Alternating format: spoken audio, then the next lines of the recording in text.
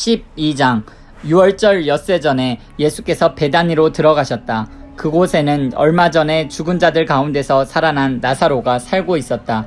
나사로와 그의 누이들이 자신들의 집에서 저녁 식사를 하자고 예수를 초대했다.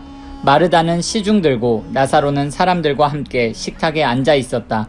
마리아가 아주 값비싼 향유 한 병을 가지고 들어와서 예수의 발에 붓고 자기 머리카락으로 그 발을 닦아드렸다. 향유 냄새가 집안에 가득했다. 제자들 가운데 한 사람으로 이미 그때 예수를 배반할 준비를 하고 있던 가룟 유다가 말했다.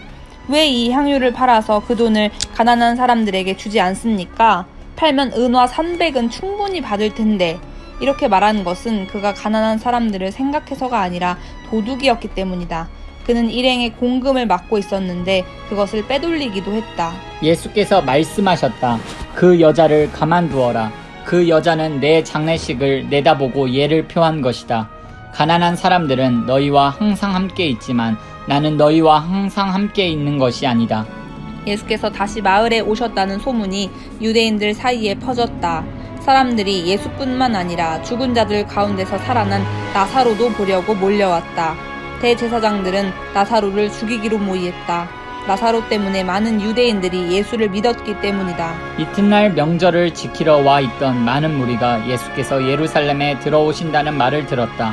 그들은 종려나무 가지를 꺾어 들고 그분을 맞으러 나가서 환호했다. 호산나 복되다 하나님의 이름으로 오시는 이여 복되다 이스라엘의 왕이여. 성경에 기록된 대로 예수께서 어린 나귀를 얻어 타셨다. 두려워하지 마라 딸 시온아. 너의 왕이 오시는 모습을 보아라. 나귀 새끼를 타고 오신다. 제자들은 성경의 많은 구절이 성취된 것을 당시에는 알아채지 못했다. 그러나 예수께서 영화롭게 되신 뒤에 그들은 그분에 대해 기록된 것과 그분께 일어난 일이 일치한다는 것을 기억해냈다. 예수께서 나사로를 불러 죽은 자들 가운데서 일으키실 때에 그 자리에 있던 사람들이 자신들이 목격한 것을 이야기했다. 그들이 얼마 전에 있었던 하나님의 표적에 대해 소문을 퍼뜨렸기 때문에 환영하는 무리가 더 늘어났던 것이다. 바리새인들이 그 모습을 보고 체념하듯 말했다. 이제는 통제불능이요 온 세상이 저 자의 뒤를 따라 몰려가고 있소.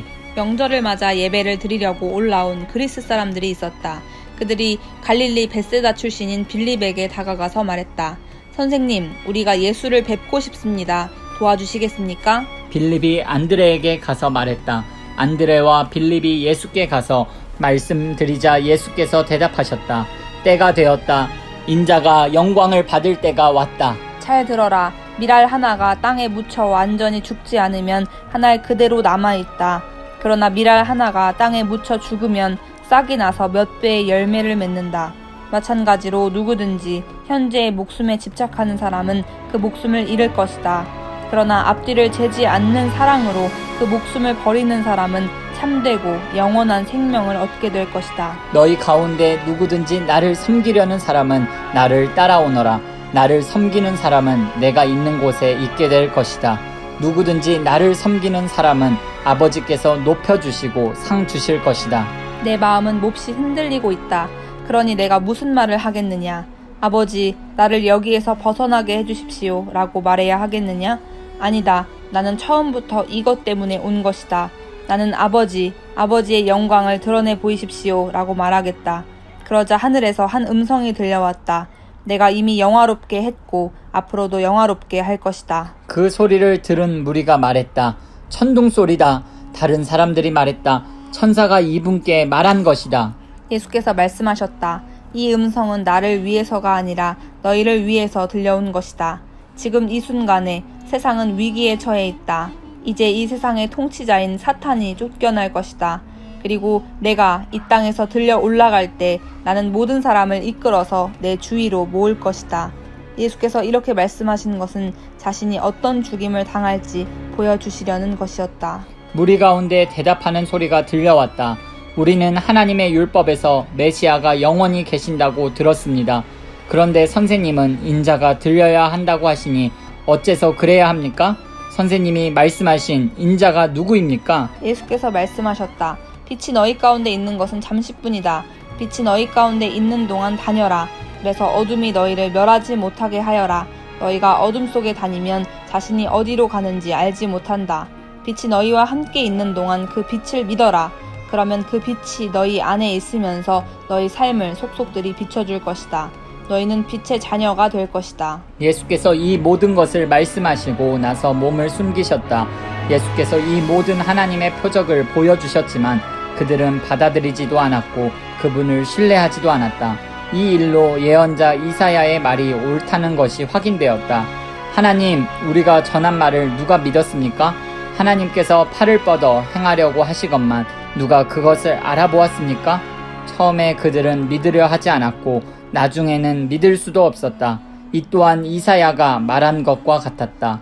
그들의 눈은 멀었고 그들의 마음은 완고해졌으니 이는 그들이 눈으로 보고 마음으로 깨달아서 나 하나님께로 돌아와 내게 고침을 받지 못하게 하려는 것이다. 이것은 이사야가 메시아를 통해 폭포수처럼 쏟아지는 하나님의 빛을 스치듯 보고 나서 한 말이었다.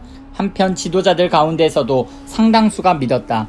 그러나 바리새인들 때문에 자신들의 믿음을 밖으로 드러내지는 않았는데 회당에서 쫓겨날까봐 두려웠기 때문이다. 그들은 위기의 순간에 하나님의 영광보다는 사람의 인정을 받는 것에 더 신경을 썼던 것이다. 예수께서 이 모든 말씀의 결론으로 이렇게 외치셨다. 누구든지 나를 믿는 사람은 나를 믿는 것이 아니라 나를 보내신 분을 믿는 것이다. 누구든지 나를 보는 사람은 사실은 나를 보내신 분을 보는 것이다. 나는 이 세상에 온 빛이다. 내가 온 것은 나를 믿는 모든 사람들로 더 이상 어둠 속에 머물지 않게 하려는 것이다. 만일 누가 내 말을 듣고 진지하게 받아들이지 않는다고 해도 나는 그를 심판하지 않는다. 나는 세상을 심판하기 위해 온 것이 아니라 세상을 구원하기 위해 왔다. 그러나 나를 회피하고 내 말을 받아들이지 않는 사람은 스스로 심판받기를 선택하는 것이다. 육신이 된 그 말씀, 내가 너희에게 말했을 뿐 아니라 바로 나 자신이기도 한 그 말씀이 너희의 운명을 결정할 말이다. 그 말씀 가운데 어느 것도 내 마음대로 지어낸 것이 없다. 나를 보내신 아버지께서 내가 무엇을 말하고 어떻게 말해야 하는지를 지시해 주셨다. 나는 아버지의 명령이 어떤 열매를 맺는지 정확히 안다. 그것은 참되고 영원한 생명이다. 내가 할 말은 이것이 전부다. 아버지께서 내게 말씀하신 것을 나도 너희에게 말한다.